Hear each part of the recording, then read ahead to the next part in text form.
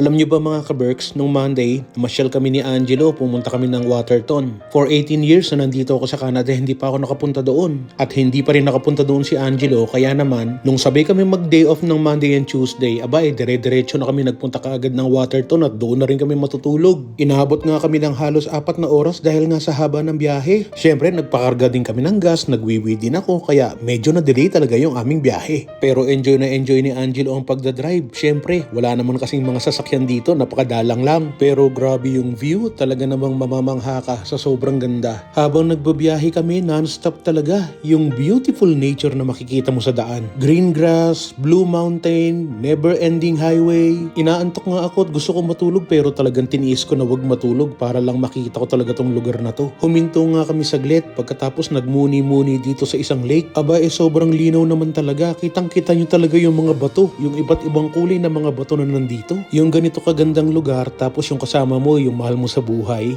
yung anak ko na matagal kong hindi nakasama tapos ngayon sabay kami na nag-e-explore sa lugar na hindi namin napuntahan pareho. Napakalaki na nung pagbabago ni Angelo magmula nung dumating siya dito sa Canada. Ngayon, marunong na rin siya mag-drive. Nakagraduate na rin siya sa college, may trabaho na rin siya, kaya kahit papaano nakakatulong na rin siya dahil nagsishare na rin siya sa mga gastusin sa bahay at saka sa family namin sa Pilipinas. Kaya naman nung niyaya ko siya, sabi ko sa kanya, anak, gusto mo ba na mag-unwind tayo, magpunta tayo ng Waterton? Kasi maganda daw doon, hindi pa ako nakapunta doon, gusto mo sumama? Hindi siya nagdalawang isip, talagang, o sige pa, punta tayo doon. Sabay nag-usap kami, o sige, sa akin yung gas at saka yung mga pagkain, sa'yo naman yung hotel, okay ba yon? Oo, sige pa, no problem. Ayos, kaya naman, nandito na kami kaagad ng anak ko. At lahat ng mga kwento ko na yan, nasa vlog natin, pero nasa YouTube channel, doon ko ipopost ang lahat. Kaya naman ito yung regalo namin para doon sa talagang supporters namin mag-ama. Gumagawa talaga ako ng mga video kahit na maihirap i-edit, kahit na mahaba ang video. Talagang ginagawan ko ng paraan para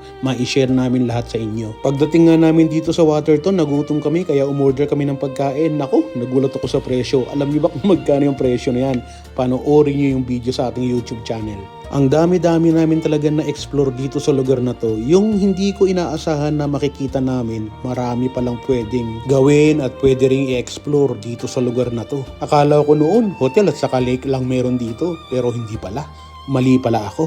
Sang katutak nga dito yung usa. Wala nga pakialam kahit nakatabi mo na. Kinakausap ko na nga yung mga yan. Sabi ko nga, uy usa, anak ka ng tipaklong, talagang dyan ka pa talaga umihi. Nagwiwi ka talaga dito sa lake. Pagkatapos niyan, baka inumin mo yan. Ayun, naku, ininom nga.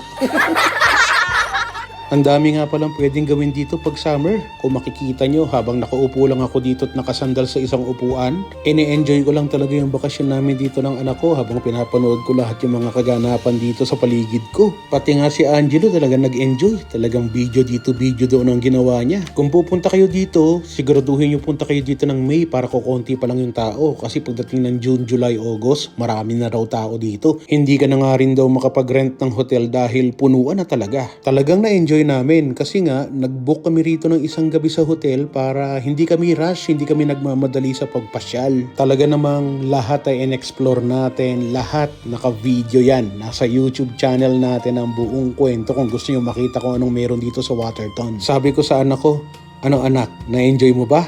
Oo pa. Babalik ba tayo dito? Babalik ako dito, basta kasama kita. Dahil gusto kong bumuo ng mga alaala na kasama mo. Magandang araw po.